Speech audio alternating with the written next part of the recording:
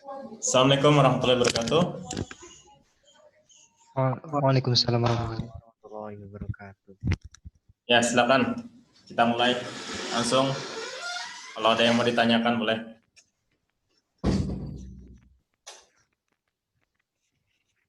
Apa yang mau ditanyakan?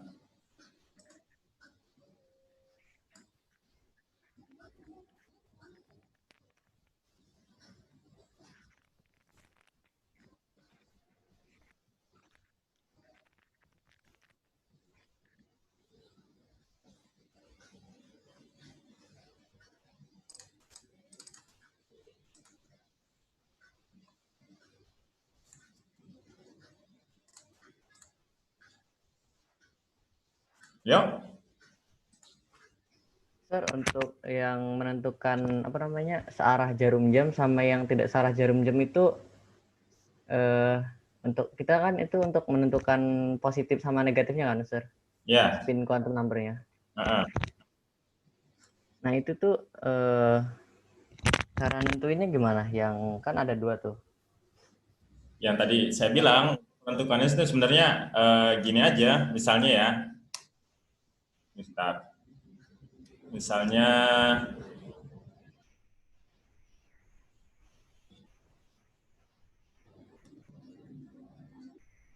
nggak bisa ini. Misalnya nih ada Na gitu kan, Na 11, ya kan? Berarti dia kan 1 S2, 2 S2, 2 P6, 3 S1 gitu kan? Ya, menentukannya lihat aja orbitalnya. Ini misalnya S. S kan ada berapa orbitalnya? Ada satu aja kan? Berarti dia satu ke atas, karena ada 2 elektron, satu ke atas, satu ke bawah. Nah ini S lagi, satu ke atas, satu ke bawah. Nah ini P. P orbitalnya ada berapa? P orbitalnya ada 3. 3 kan?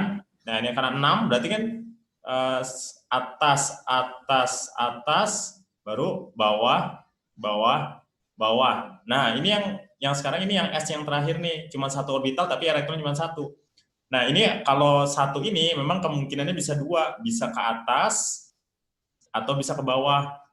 Nah ini berarti nanti nilainya itu dia bisa setengah atau minus setengah, gitu kan? Nah pergerakan juga bisa begitu, bisa clockwise atau counter clockwise.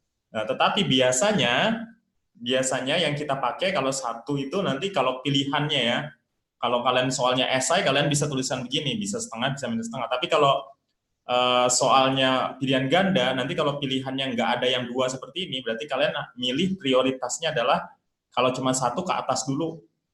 Berarti nilai S-nya adalah setengah. Kalau pilihan cuma satu ya.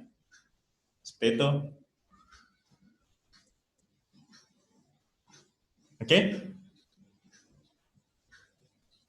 Nah, kalau yang ini sudah jelas nilai S-nya kan. Kalau yang ini berarti S-nya setengah.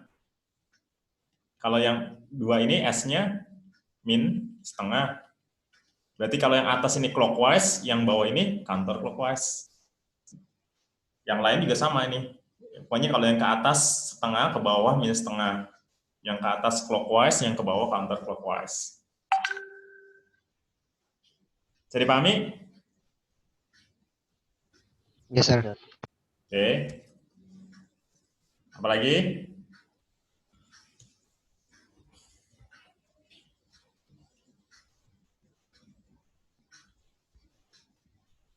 Ada lagi?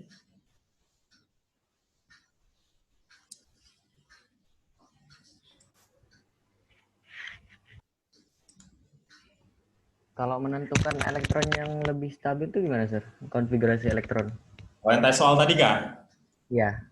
Itu sebenarnya nanti hari Kamis saya jelaskan, tapi nggak apa-apa, saya jelaskan sekarang sedikit ya. Tapi itu nanti hari Kamis kita jelaskan lebih detailnya. Jadi kan nanti kan ada konfigurasi elektron, misalnya contohnya apa tadi? Yang tadi apa contohnya tuh? Yang AR AR 4S2 3D9 ya. 3D9. Jadi AR 4S2 3D9. Satu lagi AR 4S2 4S1 4S1 3D10. Nah, ini Ini kalau menurut penulisan aturan si Hund's rule, itu kan harusnya yang benar yang ini kan? Ya nggak?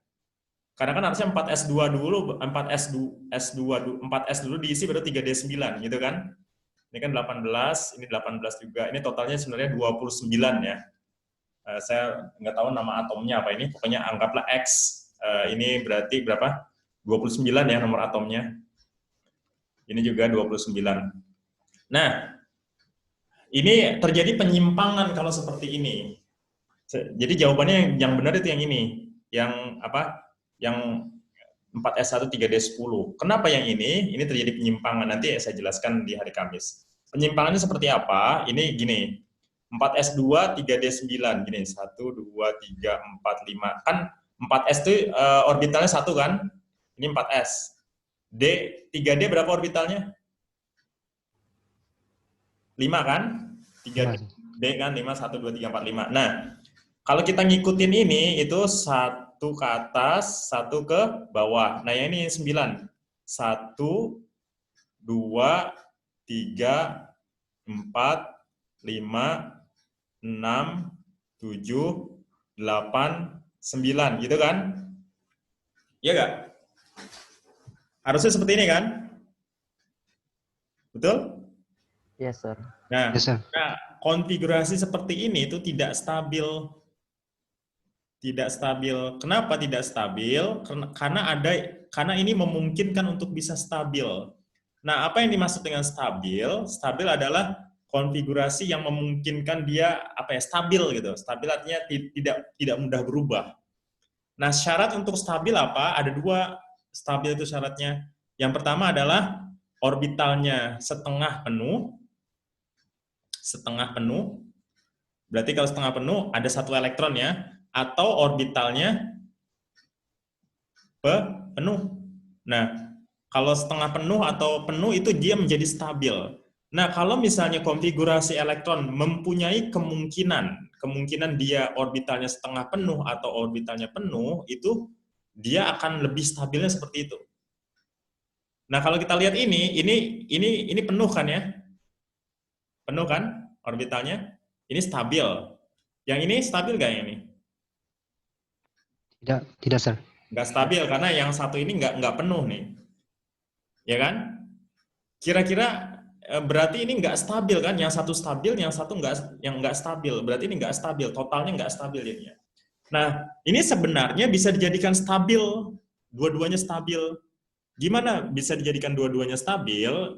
Caranya gimana? Mungkin saya ganti warna. Caranya adalah kalau satu elektron yang di sini itu bisa loncat ke sini.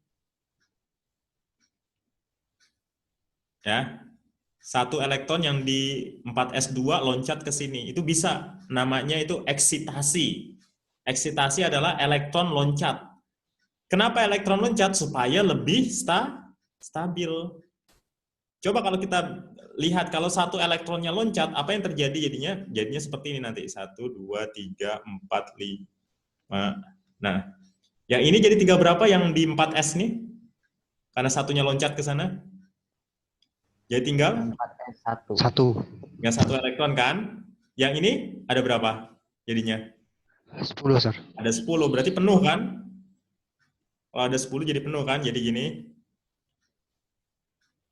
Nah, jadi gini jadi penuh kan? Nah, sekarang ini stabil nggak? Stabil, sir. Kenapa stabil? Karena sebelah kirinya setengah penuh, kanannya penuh. Iya, yang ini setengah penuh nih stabil, yang ini juga stabil. Kenapa yang ini stabil? Karena ini penuh. Nah, sekarang stabil sama stabil, makanya ini yang lebih stabil. Makanya konfigurasi elektron 4S239 ini tidak stabil. Yang lebih stabil adalah 4S1 3D10.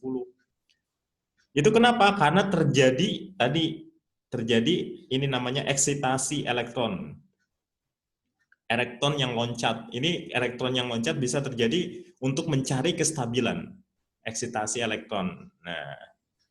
Nah ini nggak setiap saat terjadi. Dia terjadi kalau ada kemungkinan terjadi kestabilan. Contoh lain misalnya nih ya, yang bisa mungkin loncat ya.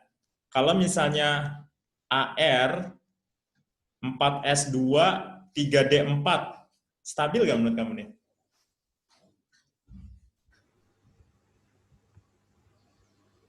Tidak. Nggak stabil kan? Yang ini 2 ya. Terus yang D ada 4, 1, 2, 3, 4. Nah, ini stabil nih, penuh. Tapi yang ini nggak setengah penuh, nggak penuh juga, nggak stabil. Tapi bisa nggak jadikan stabil? Bisa, Sir. Bisa. Satu elektron ini loncat ke sini. Ya, kalau loncat ini jadi 1, 1, 2, 3, 4, 5. Yang ini jadi 1, 2, 3, 4, 5. Sekarang stabil nggak dua-duanya? Stabil. Stabil. Stabil, Sir. Ini jadi 4s1, 3d5 stabilnya nih. Ini tidak stabil yang atas nih, tapi yang bawah ini stabil. Gitu. Nah, ini terjadi biasanya pada orbital yang terakhirnya di D. Yang terakhirnya di D, D4 atau D9. Jadi ini fenomena seperti ini terjadi kalau dia berakhirnya D4 dan D9. Jadi kalau D4 nanti jadinya D5. Jadi biasa kan gini ya, 4s2, 3d4 misalnya. Di sini 4s2, 3d9. Ini jadinya nanti stabilnya 4s1, 3d5, yang ini stabilnya 4s1, 3d10. Gitu. Jelas? Jelas, Sir. Master. Oke, ada lagi pertanyaan? Ini nanti saya jelaskan lagi di hari Kamis insya Allah.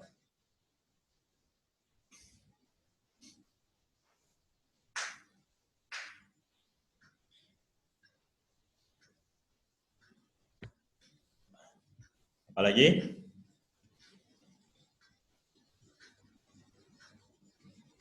Yang masih bingung-bingung? Ini cuma 5 orang aja kak yang dikasih tahu? Atau kalian sudah janjian ini?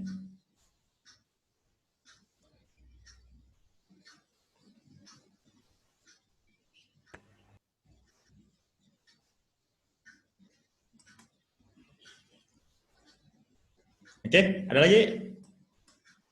Ayo. Mumpung lagi di sini, ayo.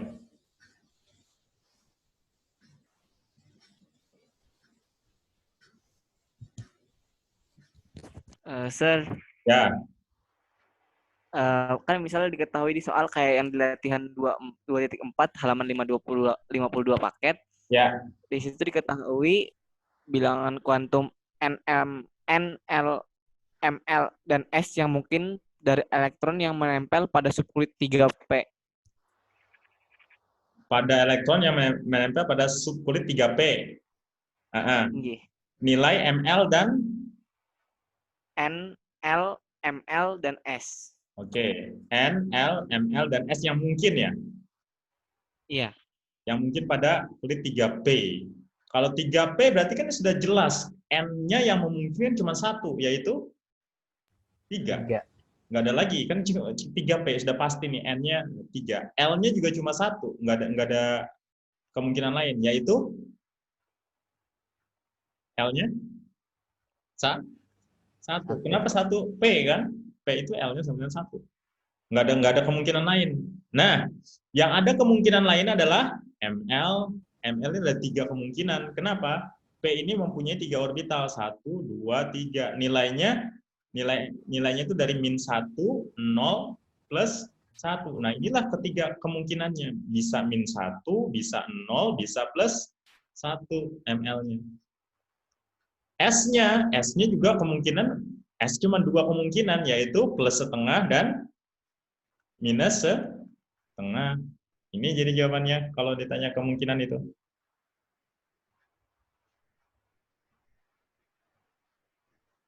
Jadi kalau yang N-nya sama L-nya ini nggak ada kemungkinan lain, cuma satu kemungkinan aja.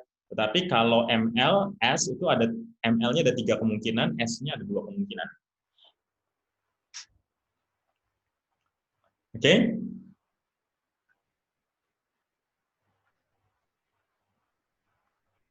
Bisa dipahami? Bisa, Sir. Oke. Yang lagi?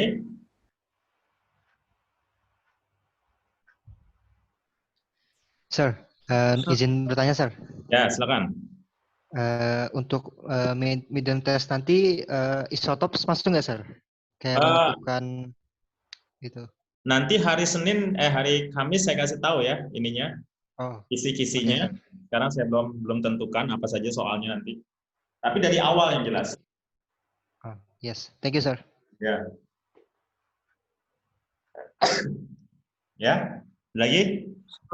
Sir, Ya. menentukan orbital gimana, Sir? Apa? Menentukan orbital. Menentukan orbital maksudnya? Yang nomor 5 halaman 52 latihan 24.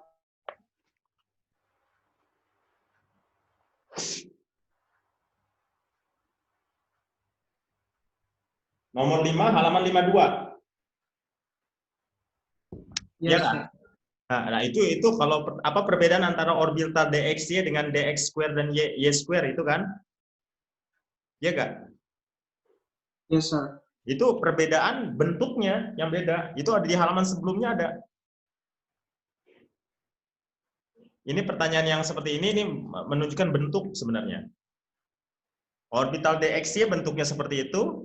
Kalau orbital dx kuadrat minus y kuadrat bentuknya berbeda. Lihat kan? Bentuk tiga dimensinya yang berbeda. Ini saya nggak bisa menggambarkan di sini nanti. Agak sulit tiga dimensi karena itu. Kalian bisa lihat di bukunya itu di halaman 51, ada kan? Ada, Sir. Ya, itu yang membedakan. Bentuknya yang membedakan. Yes, Sir. Thank you, Sir. Oke, ada lagi?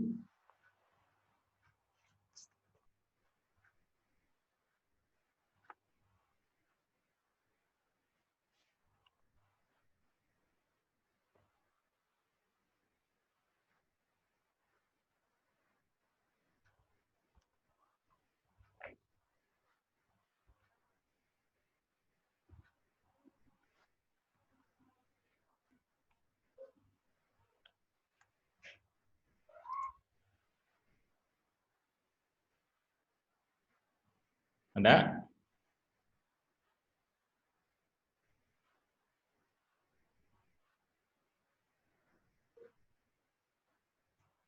Sir, Ya, eh, kan misalnya bilangan kuantum, ya. kan misalnya misalnya kalau nilai n-nya tuh 3, Hmm. berarti ada 3 orbital ya. N-nya 3 ada enggak, N-nya 3 ini N itu bukan menunjukkan orbital. N menunjukkan apa? Eh Shell. Shell. shell ya. Ya, kalau N-nya 3 itu kemungkinannya bisa 3S, bisa 3P, bisa 3D, 3F mungkin Oh, nggak? an- eh, Nggak ada 3F.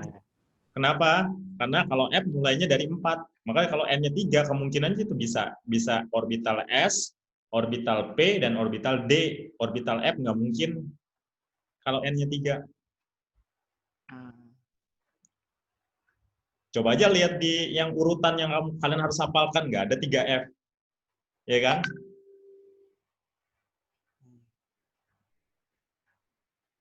Oke? Ini kalau N3 ini bukan menunjukkan orbital, ini menunjukkan shell-nya. Di dalam shell-nya ada S, nanti di dalam S-nya baru ada orbital. Di dalam 3S 1 orbital, di dalam P ada 3 orbital, di dalam D ada 5 orbital. Gitu.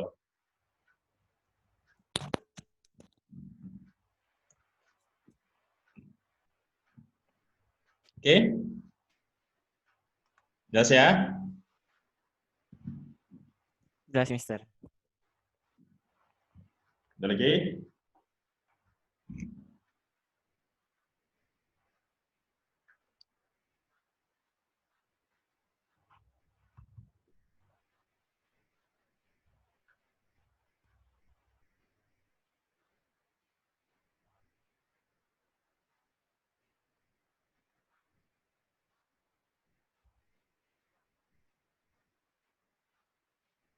Ya?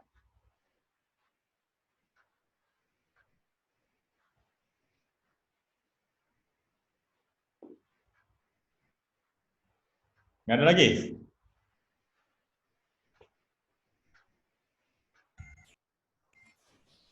Mister, Mhm. jain duluan. Bukan.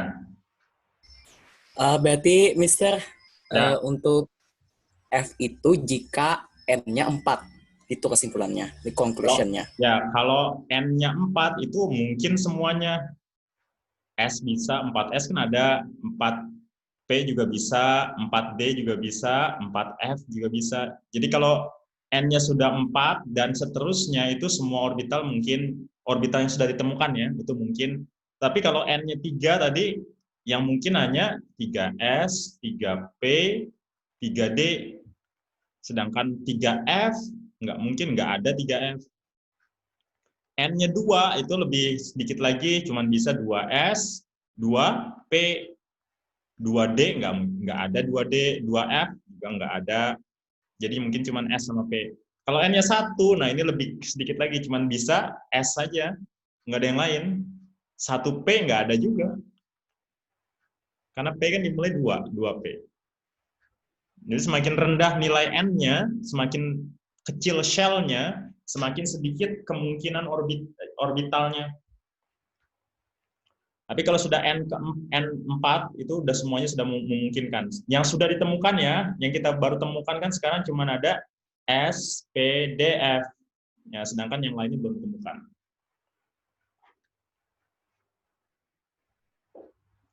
Oke?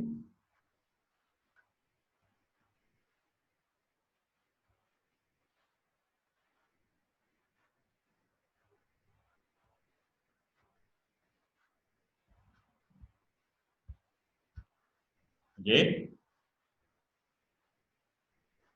Mister, Nah, cara menentukan lambang orbital kan kadang-kadang ada yang 3PX, 3PY, 3PZ. Itu oh, gimana, Mister? itu nggak akan ditanya kalau di tingkat SMA nanti. Kalian nggak akan ditanya mana yang PX, mana yang PY, mana yang PZ, nggak. Itu nanti kalau kuliah jurusan kimia baru nanti.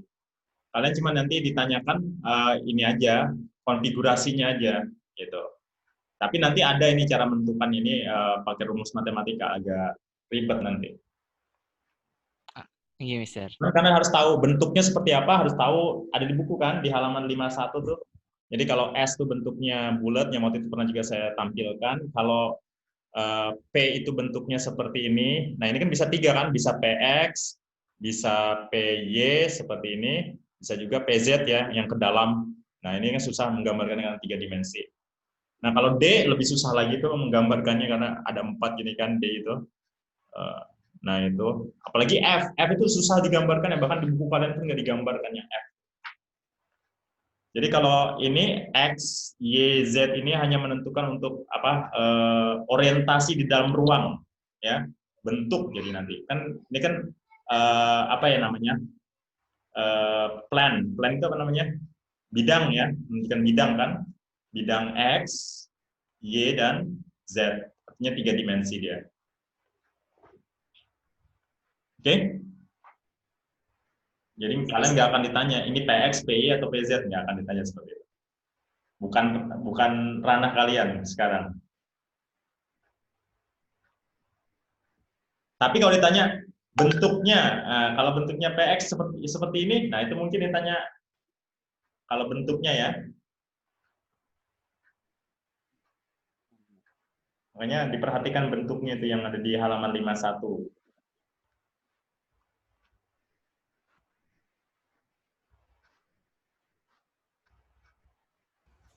Mister, Ya. kan ada juga konfigurasi elektronnya misalkan kayak 2, 8, 16, 32. Oke. 2, 8. Ini konfigurasi elektron anak SMP. Oh iya berarti. Ini hanya bisa untuk elemen-elemen yang apa? Yang sederhana. Di SMP kalian belajar kan ini? Belajar nggak? Nggak ada, Mister. Berarti nah, kalau nggak ada, nggak perlu juga ini karena terlalu sederhana ini untuk anak SMP. Kalau kalian sudah memahami yang SPDF, itu nanti ini tuh nggak ada apa-apanya gitu. Mister, jadi kan kalau di yang sederhana itu cara menentukan elektrovalensinya paling akhir. Ya Kalau yang makanya pakai kalau SPDF, kalau kalau pakai ini sangat sederhana sekali. Misalnya ya Na itu ada aturannya juga, tapi aturan itu nggak bisa dipakai semuanya. Itu hanya bisa dipakai untuk elemen-elemen yang sederhana. Karena ini saya bilang untuk anak SMP, jadi nggak semua elemen bisa. Kalau anak SMA nggak cukup belajar hanya ini aja. Misalnya ya Na itu kan jadi konfigurasinya 2, 8, 1. Nah ini apa? Ini namanya elektron valensinya 1 nih. Elektron valensi adalah elektron terlahir. Nah, kalau kita sekarang belajar di SMA, nggak seperti ini lagi. Kita belajar seperti ini. 1s2, 2s2, 2p6, 3s, 1. Ya. Ini sebenarnya sama. Ini kan 2 ini menunjukkan apa? 2 ini berarti yang ada di sel nomor 1. Nih, sel nomor 1 nih cuma 2 elektron kan? Ini. Ya nggak? 8 ini menunjukkan apa? 8 ini menunjukkan di sel nomor 2. Nah, sel nomor 2 kan ini. Sel nomor 2 ada 2. 2s2 sama 2p6. Berapa elektron totalnya? Ada 8 kan? Nah, ini 1 ini menunjukkan apa? Menunjukkan elektron di sel nomor 3. Nomor 3 cuma ada 1 elektron, yaitu yang ini. Nah, kalau kalian pakai aturan 281, kalian nanti nggak akan paham orbital. Karena itu nggak pakai orbital itu. Dan ini hanya bisa dipakai untuk tadi yang sederhana. Kalau nggak salah cuma sampai 20. Ini cuma sampai 20 elemen pertama. Jadi yang nomor elemennya dari nomor atomnya ya, nomor atomnya 1 sampai 20. Nah, kalau setelah 20 itu nanti bingung kalian menggunakan aturan ini. Gitu. Makanya saya nggak mengajarkan aturan ini. Aturan ini biasanya kalau dulu saya ngajarin pada anak SMP. Gitu.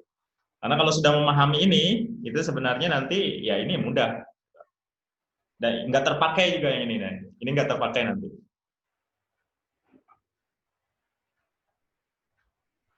Oke?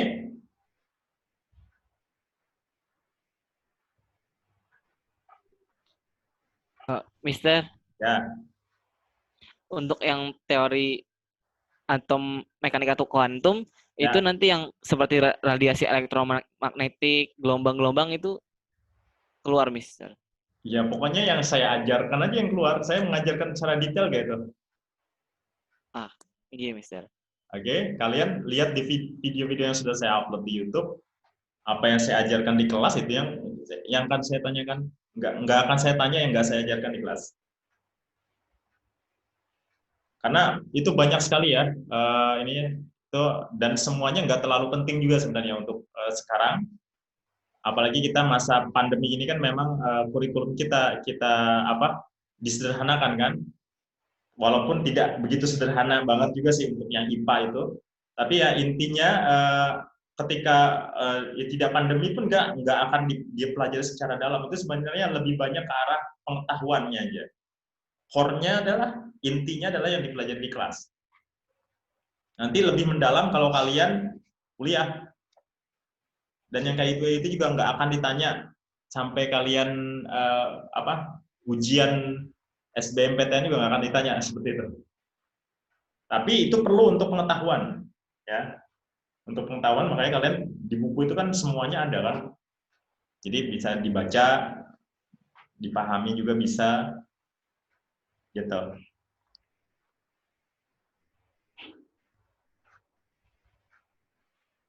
Oke, ada lagi?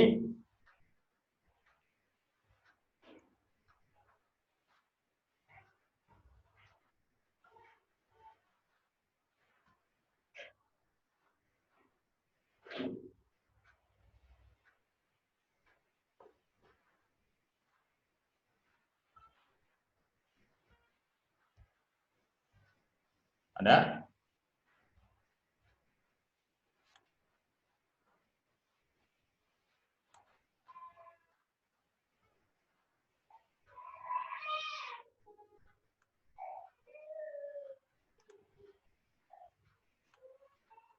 Sudah ada peringatan 10 menit lagi katanya.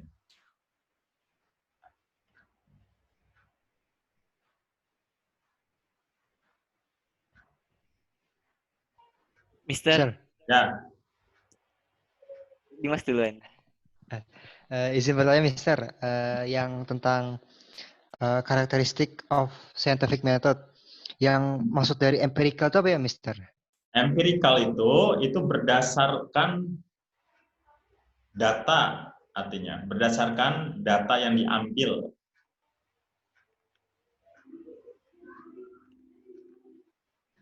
Artinya ada suatu pengalaman yang kalian lakukan atau pengamatannya. Pengamatan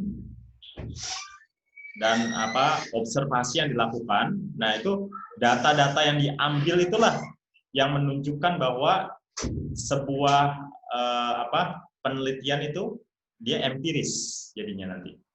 Kalau tidak ada data itu tidak empiris. Gitu. Thank you, Mister. Mister, perbedaannya empirical sama objektif? Objektif artinya objektif itu menggunakan datanya dengan benar. Itu objektif. Misalnya nih ya, saya misalnya melakukan percobaan ini. Percobaan misalnya apa? Misalnya laju reaksi. Misalnya laju reaksi antara A sama B. Laju reaksinya ini misalnya dia 1 molar per second gitu. Yang misalnya yang perlakuan pertama ya. Laju yang keduanya misalnya 2 molar per second. Nah, kalau ini sudah menunjukkan keempirisan. Saya menggunakan data kan.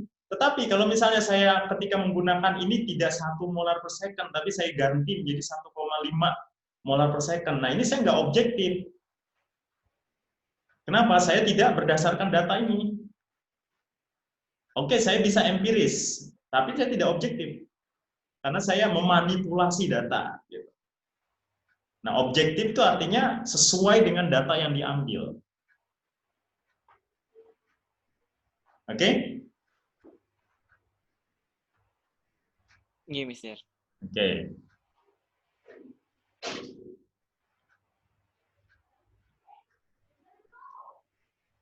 Kan orang-orang melakukan penelitian kan banyak aja kan melakukan penelitian, tapi apakah objektif dia melakukan penelitian belum tentu. Karena bisa aja dia atau juga bisa begini, mengambil penelitian datanya salah gitu. Yang harusnya laju reaksi yang diambil apa yang diambil misalnya warnanya gitu kan, warna zatnya. Nah, ini tidak objektif juga karena tidak sesuai dengan yang diperlukan. Nah, itu tidak objektif walaupun bisa empiris karena dia ada data kan, tapi tidak objektif karena tidak sesuai dengan yang diperlukan. Gitu.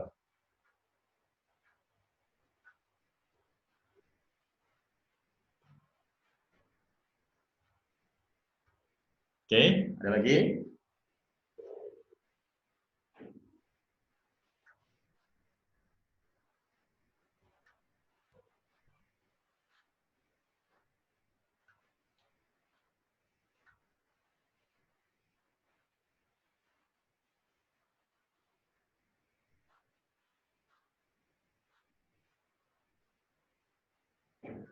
Nggak ada?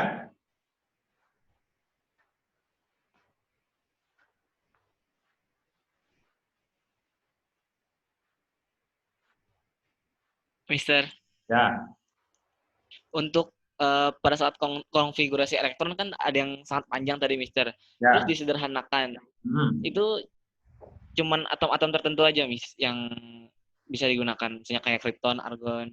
Ya, untuk yang penyederhanaan itu nanti kalau kalian belajar tabel periodik itu tempat elemen-elemen itu biasanya buku kimia ada kan, tabel periodik ini kayak gini. Nah, itu biasanya elemen yang paling ujung kanan itu yang bisa dijadikan sebagai penyederhananya, pembantu untuk menyederhanakan. Helium, neon, argon, kripton, xenon, radon kalau nggak salah itu. Coba kalian lihat aja. Nah, itu yang ini yang bisa dipakai untuk penyederhanaannya. Penyederhanaan. Oke? Iya, Mister. Oke. Sir, mau nanya. Ya. Yang kemarin kan yang di post test itu perubahan warna itu termasuk perubahan fisika atau kimia, Sir? Perubahan warna itu perubahan warna biasanya kalau dalam reaksi itu kimia. Kalau terjadi perubahan warna. Yang perubahan fisika itu biasanya perubahan wujud. Perubahan wujud itu biasanya fisika nih ya. Sorry, ini bukan kimia. Perubahan wujud ini fisika.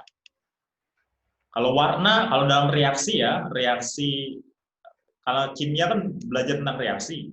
Kalau reaksi itu terjadi perubahan warna, itu biasanya menunjukkan perubahan fisika. Perubahan warna itu menunjukkan, perubahan kimia, bukan fisika. Selain perubahan warna, adanya gas, gitu kan? Terjadinya gas, terjadinya endapan. Lalu apa lagi? Perubahan warna, gas, endapan, itu biasanya menunjukkan dia kimia. Tapi kalau perubahan wujud, misalnya dari padat ke cair, nah ini cuma perubahan fisika. Padat ke cair misalnya. Atau apa cuma melarut. Nah, melarut juga itu perubahan fisika tuh. Melarutkan. Melarutkan kan artinya dia cuma berubah wujud aja kan. Nah, itu juga merupakan perubahan fisika. Tapi kalau di dalam reaksi, kita bicara dalam reaksi ya, dalam reaksi terjadi perubahan warna itu biasanya perubahannya disebut perubahan kimia. Oke?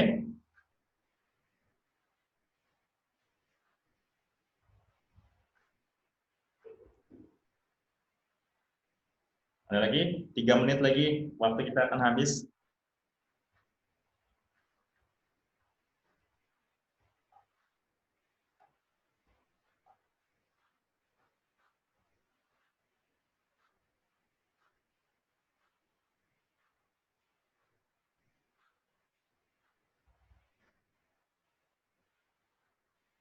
Mister, Ya.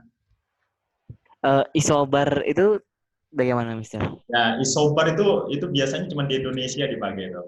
Kalau di luar negeri jarang digunakan. Kalau di luar negeri itu biasanya ada isotop. Ini yang paling terkenal isotop ya, yang paling banyak digunakan, isoton. Atau ada apa lagi? Isotop, isoton yang kita pelajari ya. Kalau isotop, protonnya sama ya. Protonnya sama. Kalau isoton, Neutronnya. Neutronnya sama. protonnya sama, ya kan? Ini kita pelajari. Nah, kalau isobar itu kalau di Indonesia itu biasanya digunakan masanya sama. Tapi ini di buku referensi internasional jarang ditemukan. Dan ini juga jarang ditanyakan, makanya karena tidak apa ya, tidak terlalu penting mungkin ya. Tapi kalau ini banyak ini isotop, paling banyak ini. Ini kalian harus memahami benar-benar isotop nih. Ya, yang paling banyak nanti di bab lain juga akan banyak dipakai ini isotop.